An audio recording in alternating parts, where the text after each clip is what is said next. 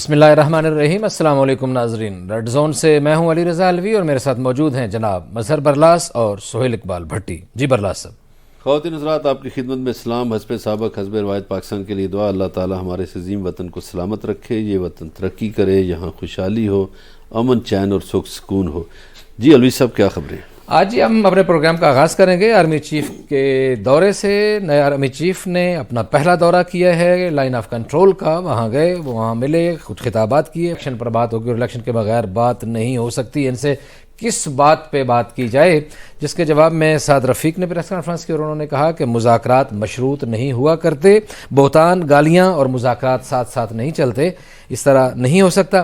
اور اس کے علاوہ ہم کچھ بات بتائیں گے آپ کو کہ ایک نئی فورس تشکیل دینے پر غور کیا جا رہا ہے دہشت گردی کے حوالے سے، ایک ملک گیر فورس، کیونکہ یہ فورس اس آج کے دورہ کنٹرول لائن کے حوالے سے آپ کیا کہتے ہیں؟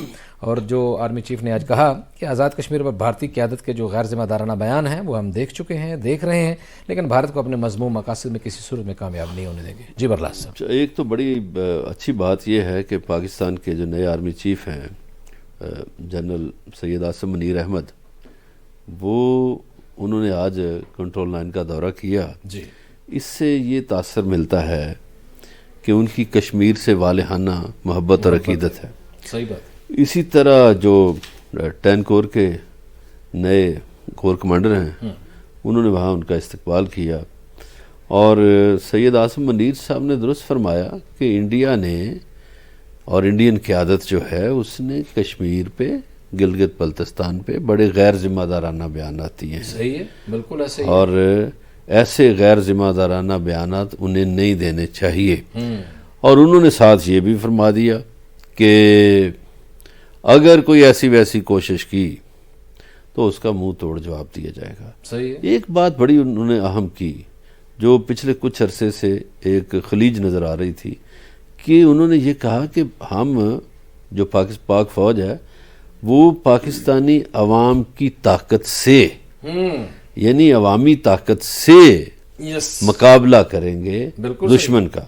یہ میرا خیال ہے بڑی اہم بات ہے، اور ان کے پہلا جو دورہ ہے کسی بھی بارڈر پہ، وہ اس بات کا آغاز ہے کہ ان کے بھارت سے متعلق کیا خیالات ہیں، صحیح ہے، اور ان کی کشمیریوں سے اور کشمیر سے، اور بقول بانی پاکستان قائد اعظم رحمۃ اللہ علیہ کے پاکستان کی جو شہرگ ہے، اس سے ان کی کتنی والہانہ عقیدت ہے اور والہانہ محبت ہے۔ صحیح ہے، اور اس میں شک بھی نہیں، پاکستان ایک عرصے سے کشمیریوں کی اخلاقی حمایت کرتا ہے، پہ مکمل مدد کر رہے ہیں، اور وہ کرنی بھی چاہیے۔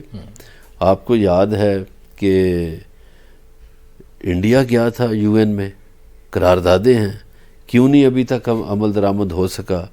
اور کنٹرول لائن پر جو مسئلہ ہے نا الوی صاحب، وہ مسئلہ یہ ہے کہ میں نے وہاں چند سال پہلے پاک فوج کے کچھ افسران سے یہ بات کی، میں نے کہا جب انڈین جو گولہ باری کرتے ہیں تو آپ جواباً گولہ باری بہت سوچ سمجھ کے کرتے ہیں، اس کی کیا وجہ ہے؟ تو افسران نے یہ کہا کہ یار بات یہ ہے کہ وہ گولہ باری کرتے ہیں سویلین آبادی پر، تو ادھر ہمارے مسلمان بھائی شہید ہوتے ہیں۔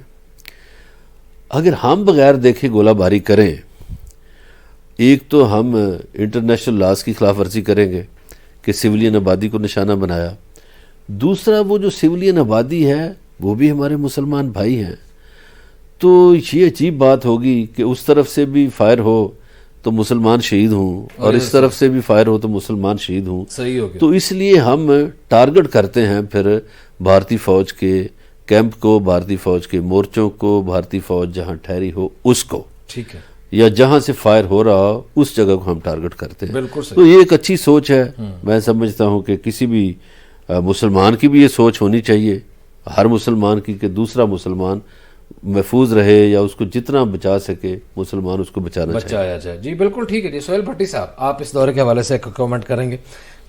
علی صاحب بالکل، دیکھیے باقی تو اس کی امپورٹنس اور اس کا جو کنڈکٹ رہا ہے برلاس صاحب نے بڑے خوبصورت انداز سے بیان کیا ہے، لیکن میرا خیال ہے کہ آج میں خود جو ایکسپیکٹ کر رہا تھا بالخصوص جب یہ دورہ ہوا اور آئی ایس پی آر کی جانب سے باضابطہ اس کی پریس ریلیز جاری کی گئی، تو اس سے پہلے جو عوام کا کچھ عرصے سے جو عوام کا اپنے اس ادارے کے ساتھ اور کچھ ان کی پالیسیوں کے حوالے سے ایک بڑی ڈیبیٹ ہماری انفارچونیٹلی چل رہی تھی، اور کچھ ناقابل اندیشوں نے کچھ فرد واحد کے فیصلوں کو ادارے کے ساتھ لنک کیا ہوا تھا، اور تھوڑا سا ایک ناکام کوشش تھی کہ لوگوں کا مورال جو ڈاؤن کرنے کی کوشش تھی، لیکن الحمدللہ نہیں ہوا۔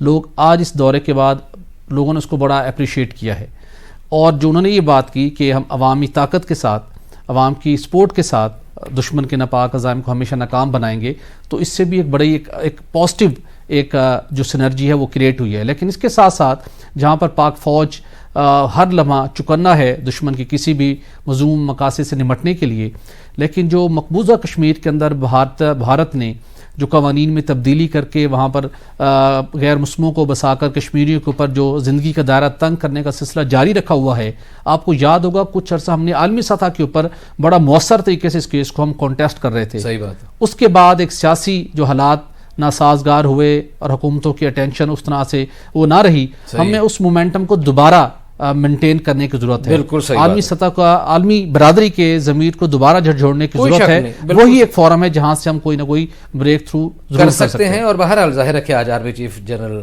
عاصم منیر کا یہ پہلا دورہ لائن آف کنٹرول جو ہے یہ یقینی طور پر عزم اور حوصلے کو بڑھانے کا باعث تھا، اور ان کی ترجیحات کا بھی یہ امپریشن تھا، اور پاکستانی عوام کی طرف سے ان کے اوپر ایک مکمل اعتماد کا بھی اظہار کیا کہ اس دورے کے بعد جو صورت عالم نے دیکھی ہے، ٹرینڈز جو چل رہے ہیں سوشل میڈیا پہ، جس طرح ان سے محبت کا اظہار کیا جا رہا ہے، یہ بلا شبہ خراج تحسین کا مستحق ہے۔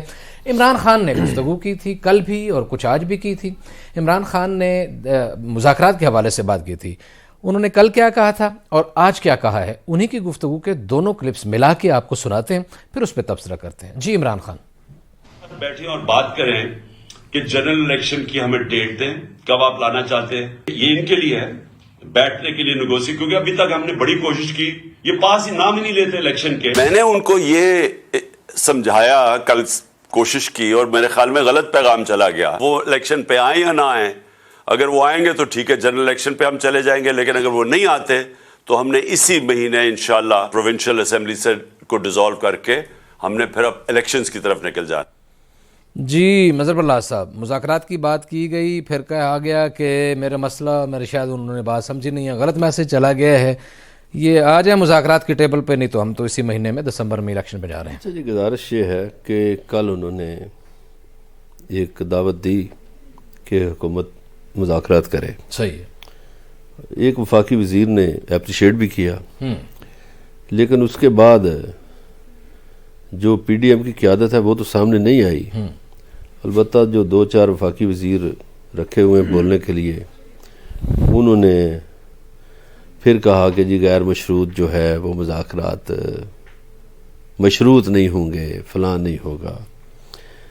تو بھئی ان کی تو شرط تھی یہ ہے کہ ہم الیکشن کی طرف جانا چاہتے ہیں، صحیح ہے۔ اب جو آج انہوں نے کہا کہ ہم اسی مہینے اسمبلیاں برخاست کر دیں گے، صحیح، یہ ایک طرح سے ایک نیا سیاسی کھیل شروع ہو جائے گا صحیح کہ ملک کا ایک بڑا صوبہ جو 62% ہے وہاں الیکشن ہو رہے ہوں گے، پھر جو دوسرا صوبہ ہے جہاں ساتھ افغانستان لگتا ہے، ایک دہشت گردی بھی ہے، وہاں بھی الیکشن ہو رہے ہوں گے۔ صحیح ہے۔ اب پی ڈی ایم کی قیادت کے لیے بھی سوالیہ نشان ہے، ویسے آصف علی زرداری نے اشارہ کیا اس بارے میں کہ ہم الیکشن میں چلے جائیں گے۔ صحیح ہے۔ وہ اس لیے جائیں گے کہ جب یہ بڑے صوبوں میں الیکشن ہو جائیں گے، صوبائی اسمبلیوں کے، وہاں حکومتیں بن جائیں گی، تو پھر جب قومی اسمبلی کے ان صوبوں میں الیکشن ہوں گے تو جس کی صوبائی حکومت ہوگی اس کو کوئی نہ کوئی ایج تو حاصل ہوگا، درست ہے، اور کچھ نہیں تو انتظامیہ کا ایج حاصل ہوگا، اور کوئی نہیں تو فنڈز کا ایج حاصل ہوگا، جو ہوتا ہے ہمارے ملک میں۔ تو اس لیے میرا خیال ہے کہ ان کو پھر جنرل الیکشن کی طرف جانا پڑے گا۔ درست ہے۔ اگر الیکشن ہونے ہیں پاکستان میں اور اگر یہ اسمبلیاں برخاست کرتے ہیں تو پھر یہی 2-4 مہینوں میں الیکشن ہو جائیں گے، ورنہ پھر نہیں ہوں گے۔ صحیح، چونکہ ہمارے ہاں سیاسی عدم استحکام بہت ہے، وہ ہم افورڈ نہیں کر سکتے.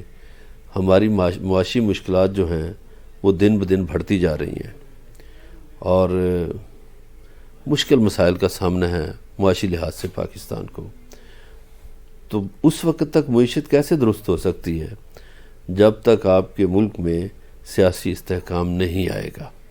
تو یہ اب حکومت کے لیے بھی سوالیہ نشان ہے. البتہ حکومتی وزراء ان کو ڈرا رہے ہیں پی ٹی آئی کو کہ ہم گورنر راج لگا دیں گے, ہم یہ کر دیں گے, وہ کر دیں گے.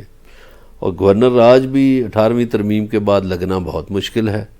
بلکہ پیپلز پارٹی کے وکیل ہیں لطیف کھوسا, جو سابق گورنر بھی ہیں, سینیٹر بھی رہے, وزیر بھی رہے, وہ کہتے ہیں کہ اگر گورنر راج کسی نے لگایا تو 2 منٹ میں عدالت اس کو اڑا دے گی. اسی طرح کی بات فواد چودھری نے کی ہے کہ قانونی ماہرین یہ کہہ رہے ہیں, حالانکہ فواد چودھری خود بھی قانون دان ہیں, وکیل ہیں. لیکن یہ ساری صورتحال میں ایک سوال ہے علوی صاحب, وہ یہ ہے کہ ہمارے سیاستدان کیوں نہیں سمجھ رہے, کیوں بضد ہیں, وہ بھی بضد ہیں, وہ بھی بضد ہیں. تو کوئی بیچ کوئی درمیانی رستہ کیوں نہیں یہ نکالتے؟ درست ہے. تو 4 مہینے وہ پیچھے آ جائیں, 4 مہینے یہ آگے چلے جائیں, تو کوئی درمیانی رستہ نکال لیں. صحیح, تو ملک کی بہتری کے لیے رستہ نکالنا ہے نا. بالکل صحیح بات ہے. جی بھٹی صاحب, آپ کو کیا لگتا ہے کہ اسمبلیاں عمران خان برخاست کر دیں گے اسی مہینے میں ہی, جیسا کہ وہ دعویٰ کر رہے ہیں, کہہ رہے ہیں, یا اس کو تھوڑا سا لٹکائیں گے, اس کے اوپر کھیلیں گے؟ اور یہ جس طرح کے برلا صاحب کہہ رہے ہیں کہ ان کو تھوڑا سا یہ آگے چلے جائیں, تھوڑا سا وہ پیچھے آ جائیں, اور کسی نہ کسی جگہ پہ یہ جو ایک کلیش کی کیفیت ہے, یہ جو ایک ڈیڈ لاک ہے, یہ ختم ہو جائے. دیکھیے, عمران خان صاحب نے جو مئی 2022 سے سلسلہ شروع کیا احتجاجی سیاست کا, اور مختلف مواقعوں کے اوپر حکومت کو ٹف ٹائم دینے کا سلسلہ جاری رکھے ہوئے ہیں. میرے خیال میں اس کا یہ فائنل راؤنڈ ہے. انہوں نے تمام طریقے سے اپنی بات کو منوانے کی کوشش کی, لیکن ابھی تک کوئی بریک تھرو نہیں ہو پا رہا. حقیقی آزادی مارچ شروع کرتے وقت وہ جتنے کانفیڈنٹ تھے, اور جس طریقے کے ساتھ وہ ایک کہتے ہیں نا کہ ایک ایکسٹریم پوزیشن وہ لے چکے تھے, مطلب ہر ڈیلی بیسس پہ جو ان کی سٹیٹمنٹ آتی تھی, مطلب یہاں تک انہوں نے کہہ دیا تھا کہ اب اگر صورتحال ایسی رہی, اگر آپ کوآپریٹ نہیں کرتے, اگر آپ بیٹھ کے نئے الیکشن کی جانب نہیں بڑھتے, تو پھر خونی انقلاب بھی آ سکتا ہے. یہاں تک تو بات چلی گئی تھی. لیکن ہم نے دیکھا کہ ایک تقریباً 28 اکتوبر سے شروع ہوا اور 1 مہینہ تقریباً اس پہ لگ گیا, اور 26 تک یہ سلسلہ جاری رہا. جتنی اس کے اوپر وسائل خرچ ہوئے, پی ٹی آئی کے اپنے فنڈز بے تحاشا خرچ ہوئے, قیمتی جانیں گئیں, لیکن اینڈ کے اوپر آ کے آپ نے پھر اپنا ایک فائنل کارڈ کھیل دیا کہ اب تو ہم اسمبلیاں ڈیزالو کریں گے. خان صاحب ڈیفینیٹلی بارگین کرنا چاہتے ہیں, مذاکرات کے اوپر گورنمنٹ کو بائی فورس لانا چاہتے ہیں کہ انہیں کوئی نہ کوئی درمیانی راستہ مل جائے. لیکن اگر انہوں نے اس کو ایکسٹریم سٹیپ لینا تھا تو اس دن وہ 26 نومبر کو بھی اس بات کی اناؤنسمنٹ کر سکتے تھے کہ جناب یہ ایڈوائس چلی گئی ہے پنجاب کی, اور یہ ایڈوائس جا رہی ہے خیبر پختونخوا کی, آپ کے پاس 2 دن کا ٹائم ہے, ادروائز ہم نے اس کو امپلیمنٹ کروا دینا ہے. تو لیکن انہوں نے خود 20 دسمبر کی بات کی. آج شام کچھ پاکستان تحریک انصاف کے 2-3 سینئر رہنماؤں سے اس والے سے بات ہوئی. میں نے کہا تھوڑی سی ان کی پلس چیک کی جائے. جس طریقے سے عمران خان صاحب اعتماد کا اظہار کر رہے ہیں, اور پرویز الہی صاحب کے اور مونس الہی صاحب کی سٹیٹمنٹ بھی آئی ہیں, لیکن وہاں پہ اضطراب ہے, وہاں پہ ڈاؤٹ ہے کہ جس طریقے سے عمران خان صاحب اناؤنسمنٹ کر رہے ہیں, اور جس طریقے سے وہ ایک اپنی پولیٹیکل سٹریٹجی کو فائنل راؤنڈ کی طرف لے کے جا رہے ہیں, اگر اس کی ضرورت پیش آئی اسلامیہ تحلیل کرنے کے حوالے سے, تو شاید وہ مطلوبہ نتائج ان کو اس وقت نہ مل سکے, کوئی نہ کوئی سیاسی مصلحت آڑے آ سکتی ہے. یہ وہاں پر ایک ڈاؤٹ کریٹ ہوا ہے. صحیح. لیکن پریشر انہوں نے بیلڈ کیا ہوا ہے, نروز کی جنگ جاری ہے. وفاقی حکومت بھی پی ڈی ایم اور مخلوط جو حکومت بنی ہوئی ہے وہ بھی اپنے بھرپور اعتماد کا اظہار کرتے ہوئے دکھائی دے رہے ہیں کہ نہیں جناب الیکشن وقت پر ہوں گے. صحیح. لیکن اب ڈیفینیٹلی درمیان میں کچھ لوگ رول پلے کریں گے. ٹھیک ہو گیا. لیکن میرا خیال ہے کہ اس مرحلے کے اندر خان صاحب کو کوئی بریک تھرو مشکل ہے مل سکے. تھوڑی سی ڈسکشن اور ڈائلاگ کا سلسلہ پرلونگ ہوگا, پھر آگے چل کے شاید کوئی بات چیت ٹھیک ہے. جی بن سکے. یہ رائے سامنے آئی ہے کہ مذاکرات کا سلسلہ اور ڈسکشن کا سلسلہ جو ہے لمبا ہوگا, اور لگتا نہیں ہے کہ ان کو کوئی ایسی کوئی سہولت مل سکے, کوئی مدد مل سکے کسی طرح سے. بہرحال اس سے آج جب انہوں نے عمران خان صاحب نے آج بھی جو بات کی, کل بھی جو بات کی, اس کے جواب ان کو کیا دیا گیا وفاقی حکومت کے کچھ لوگوں کی طرف سے, وہ آپ کو ہم بریک کے بعد بتائیں گے. ہمارے ساتھ رہیے گا, ملتے ہیں بریک.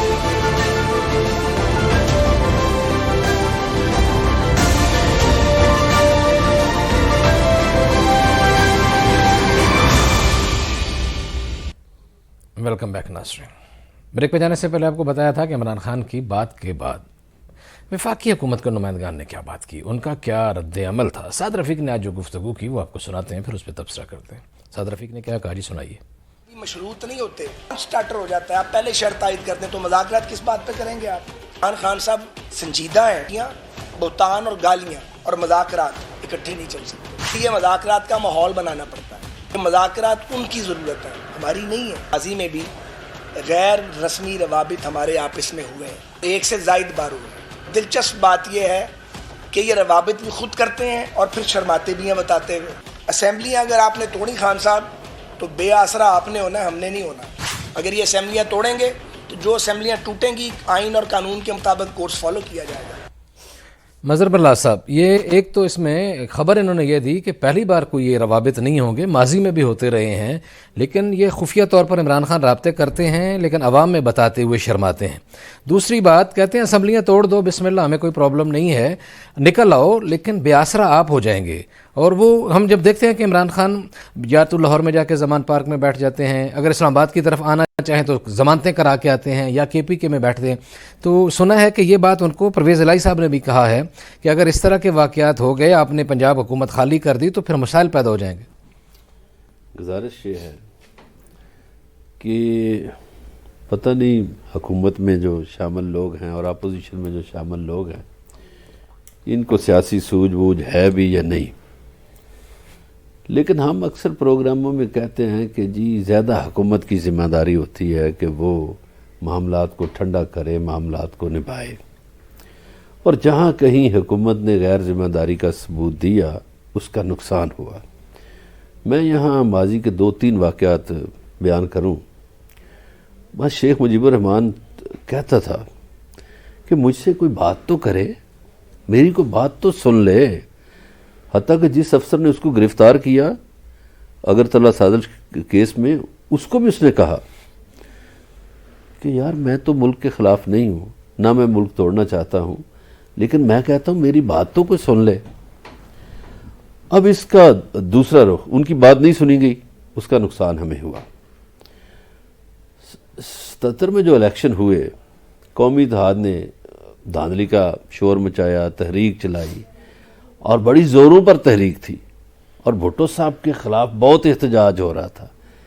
लेकिन भुट्टो साहब अपोजिशन के रहनुमाओं को वज़ीर आज़म हाउस बुलाते थे, सही, उनको उनकी आओ भगत करते थे, सही, फिर मुज़ाकरात करते थे। वहाँ भी मुज़ाकरात मशरूत थे, सही है, नए इलेक्शन के लिए।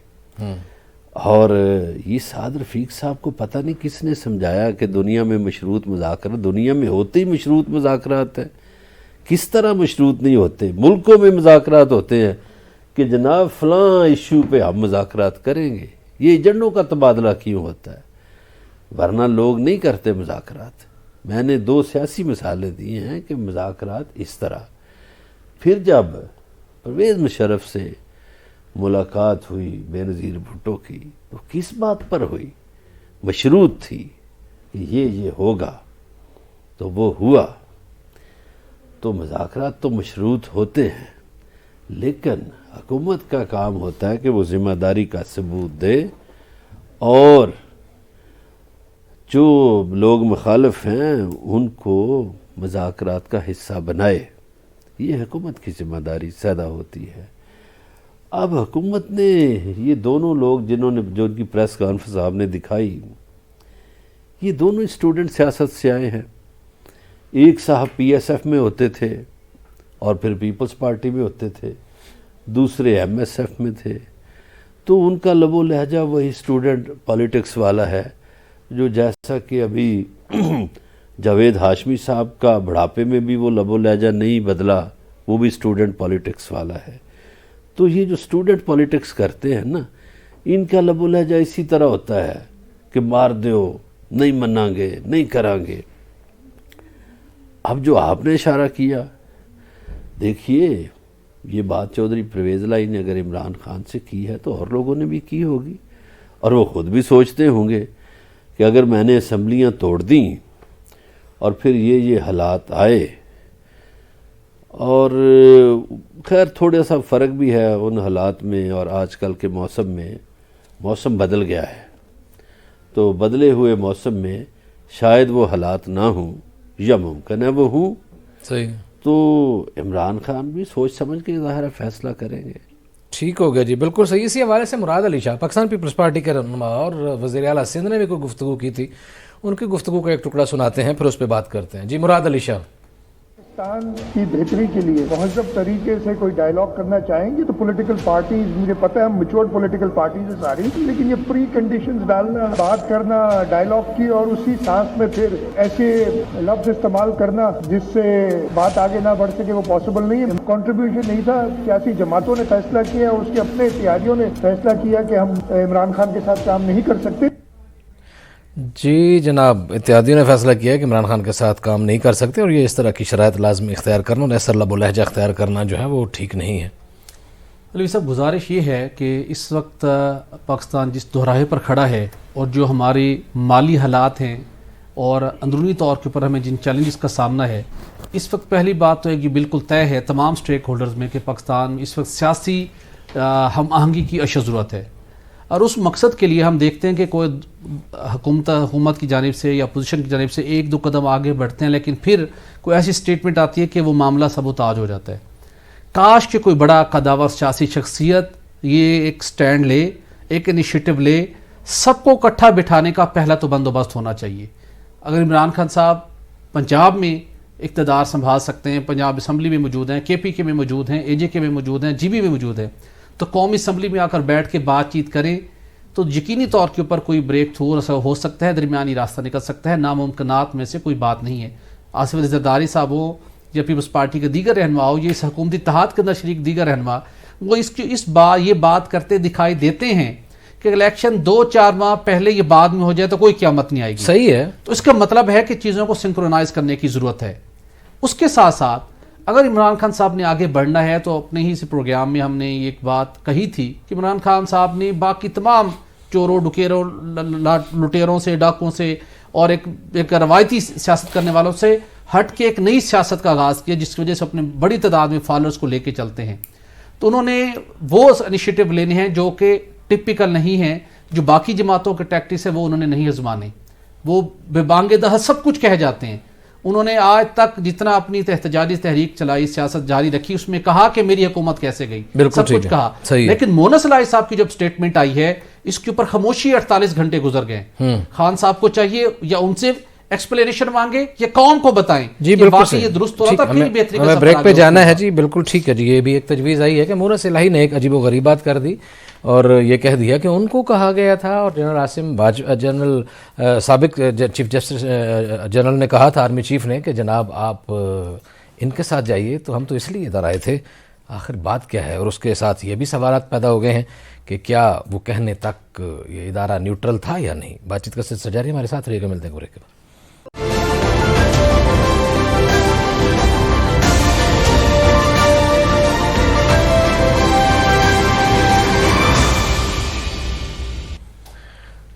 ویلکم بیک ناظرین. اگلی خبر کی طرف بڑھتے ہیں اور اگلی خبر یہ ہے کہ دہشت گردی کیونکہ بہت زیادہ بڑھ چکی ہے، جو بظاہر آپ کو نظر نہیں آ رہی، اس کے باوجود بھی دہشت گردی کے بہت زیادہ واقعات ہوئے ہیں. اور ایک رپورٹ بھی ہم آپ کو بتاتے ہیں کہ ان دنوں میں 797 دہشت گردی کے واقعات ہوئے، جس میں 301 لیویز اہلکار اور باقی فورسز کے لوگ جو ہیں وہ شہید ہوئے ہیں، 616 زخمی ہوئے ہیں اور 174 شہری شہید ہوئے ہیں اور 543 زخمی ہوئے ہیں اور ٹوٹل 1634 کیجویلٹیز ہوئی ہیں. اور کے پی کے جو ہے وہ سب سے آگے رہا ہے جس میں ان سارے واقعات کی وجہ سے، اور خاص طور پر ٹی ایل پی تحریک طالبان پاکستان نے کے پی کو اپنی دہشت گردی کا مرکز بنایا ہوا ہے اور بلوچستان کو قوم پرستوں نے اپنا دہشت گردی کا مرکز بنایا ہوا ہے. یہ بہت سارے واقعات ہیں. اس کی وجہ سے اس دہشت گردی کو روکنے کے لیے، ایک دہشت گردی کے خاتمے کے لیے ایک ملک گیر سطح کی نئی فورس کے قیام پر غور کیا جا رہا ہے. اس کے حوالے سے جو ہوم ورک ہے وہ سارا کمپلیٹ ہو چکا ہے. نئی فورس کا جو ہے اس کا ٹاسک جو ہے وہ دیا گیا ہے، نیکٹا کے سربراہ کے سپرد کیا گیا ہے اور نئے ادارے کی منظوری کے لیے ایک ترمیمی ایکٹ جو ہے وہ تیار ہے جو جلد پیش کر دیا جائے گا. اور جیسے وہ ایکٹ منظور ہوتا ہے تو اس ساری جو برین چائلڈ ہے جن کا جو اس پہ محنت کر رہے ہیں، وہ طاہر رائے ان کا کہنا یہ ہے نیکٹا کے سربراہ کا کہ وہ ایک ایکٹ کی منظوری کے 1 سال میں ہی یہ فورس تیار کر دیں گے، اور اس کا تھیم یہ ہے کہ پولیسنگ جو ہے وہ پروونشل ٹاپک ہے، صوبائی معاملہ ہے، لیکن دہشت گردی جو ہے وہ ایک ملکی معاملہ ہے، ایک انٹرنیشنل معاملہ ہے، اس لیے ایسے ادارے کا قیام بہت زیادہ ضروری ہے۔ دنیا بھر میں کاؤنٹر ٹیررزم ایجنسیاں موجود ہیں، جیسے امریکہ میں FBI ہے، آسٹریلیا میں AFP ہے، بھارت میں NIA ہے، اور اسی طرح روس میں FSB اور HAC وغیرہ ہے۔ تو یہ بھی یہی پاکستان میں بھی یہی سوچا جا رہا ہے کہ پاکستان میں نیشنل انٹرنیشنل سطح کی اس طرح کی ایک فورس تشکیل دی جائے۔ جی مظہر اللہ صاحب کیا کہتے ہیں؟ گزارش یہ ہے کہ پاکستان ایسا ملک ہے کہ ہمیں دہشت گردی کا سب سے زیادہ سامنا کرنا پڑا، اور دہشت گردی کے مقابلے میں ہم نے 70,000 سے زیادہ جانوں کا نذرانہ پیش کیا، اور دہشت گردی مذہب کے نام پر ہو یا قوم پرستی کے نام پر ہو، اس کو کچل دینا چاہیے، اس کا قلع کما ہونا چاہیے، اس لیے کہ یہ پاکستان ایک آئینی ریاست ہے، یہ کوئی بنانا ریپبلک نہیں ہے کہ جس کا جی چاہے وہ دھماکے کرتا پھرے، فائرنگ کرتا پھرے۔ یہ ایسی فورس بننی چاہیے، بالکل یہ بلکہ لیٹ بن رہی ہے، یہ بہت پہلے بن جانی چاہیے۔ صحیح ہے، بالکل صحیح ہے جی، ایسی فورس کا بننا بہت زیادہ ضروری ہے، اور ابھی مذاکرات ناکام ہو چکے ہیں تحریک طالبان پاکستان کے ساتھ، کیونکہ تحریک طالبان پاکستان اور تحریک طالبان افغانستان کا تھیم ایک ہے۔ افغانستان میں ان کو مکمل سہولیات فراہم کی جا رہی ہیں، اور طالبان کی حکومت افغانستان میں آنے کے بعد پاکستان میں دہشت گردی کے واقعات بڑھ چکے ہیں۔ یہ رپورٹ وزارت داخلہ میں بھی پیش کی گئی ہے، ایک اسٹینڈنگ کمیٹی میں بھی پیش کی گئی ہے، اور نیکٹا نے بھی یہ رپورٹ پیش کی ہے۔ اس طرح کی مختلف رپورٹس ہیں، اس لیے ایک ایسے ادارے کا قیام بہرحال ضروری ہے۔ اگلی خبر کی طرف بڑھیں، اور اگلی خبر یہ ہے جی کہ قومی خزانے سے 835 ارب روپے لوٹنے کا ایک منصوبہ جو ہے وہ بے نقاب ہو گیا ہے، اور اس کو خاص طور پر بے نقاب کرنے کا بھی سہرا ہم اپنے سر لیں گے، کیونکہ ہم اس کو بے نقاب کر رہے ہیں، اور یہ ملکی تاریخ کا ایک اور بہت بڑا منصوبہ بھی جو ہے وہ بھی تشکیل پا رہا ہے، اور میڈ ان پاکستان کا خواب جو ہے اس کو بھی شرمندہ تعبیر کرنے کے لیے کام ہو رہا ہے۔ جی سہیل اقبال بھٹی صاحب، کیا تفصیلات؟ اتنے پیسے سرکار اس ملک میں 835 ارب روپے، بھائی جان یہ کوئی چھوٹے موٹی بات نہیں ہے، یہ بڑے بڑے چور، بڑے بڑے بالکل علی صاحب 835 ارب روپے ملکی تاریخ کا سب سے اہم منصوبہ، یہ وہ منصوبہ ہے جسے ہم کہتے ہیں سکر حیدرآباد موٹر وے، سی پیک کا اہم ترین پارٹ، اور سالوں کی جو کوشش تھی کہ پشاور سے کراچی تک موٹر وے کی کنیکٹیوٹی، یہ اس کا سب سے اہم منصوبہ تھا۔ 2014 سے کافی شروع ہوئی، آپ سن کر حیران ہوں گے، جو ہمیں سرکاری دستاویز موصول ہوئے ہیں اس کی روشنی میں بات کر رہے ہیں۔ اس وقت جس پیٹرن پہ بنانے کی کوشش کی، چینی کمپنیوں کی ہر طرف بھرمار ہے، ہمیں اپنے اوپر ہم ریلائی نہیں کرتے، اس کو بھی ہم آگے چل کے بات کریں گے۔ اس وقت انہوں نے 835 ارب روپے مانگے گئے گورنمنٹ سے سبسڈی کی مد میں، اور جبکہ مجموعی طور پر جو کمپنی نے باقی کاست تھی 1152 ارب روپے کہا یہ منصوبہ مکمل ہوگا 2014 میں، اور آج 2 روز قبل اس منصوبے کو طے پا گیا ہے۔ پاکستانی کمپنی ٹیکنو اس کو تعمیر کرے گی، صرف حکومت سے مانگے لیے جائیں گے 9.5 ارب روپے، ٹوٹل منصوبہ بنے گا 307 ارب روپے میں۔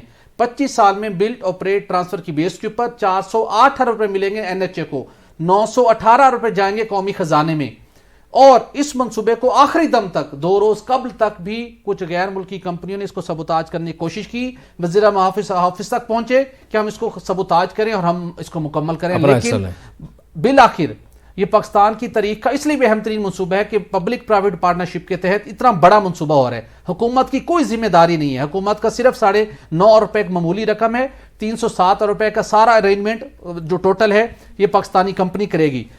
ضرورت اس چیز کی ہے کہ ہمیں جب میڈ ان پاکستان، ہماری کمپنی جو کچھ کر سکتی ہیں، جس میں گوادر سے کاشکر تک اسی پیٹرن پہ حکومت کے پیسے لگائے بغیر پائپ لائن تعمیر ہونی تھی، نہیں ہوئی، 4 ارب ڈالر سالانہ قومی خزانے میں جی۔ تو ان چیزوں کو دیکھنا چاہیے پرائم منسٹر پاکستان کو، اور وہ کمپنیاں جو مسلسل انٹروین کرتی ہیں ان چیزوں کو ناک آؤٹ کرنے کے لیے، پیسہ پاکستان کا ہے، پاکستان میں لگنا چاہیے، اور منصوبے بننے چاہیے، پاکستان کا پیسہ پاکستان میں لگنا چاہیے، اور پاکستانی کمپنیاں اگر یہ کام کریں اور پاکستانی کمپنیاں کمائیں تو یہ پاکستانیوں پر ہی خرچ ہوگا، اور میڈ ان پاکستان ترقی کرے گا۔ دنیا میں اسی طرح ترقی ہوتی ہے، باہر سے آ کے کما کے بھاگ جانے والے جو لوگ ہیں اگر وہ یہاں سے اسی طرح جاتے رہے تو پھر میڈ ان پاکستان کا خواب پورا نہیں ہوگا۔ جتنی آپ سے ملاقات ہوگی کل، اپنا خیال رکھیے گا، اللہ نگہبان۔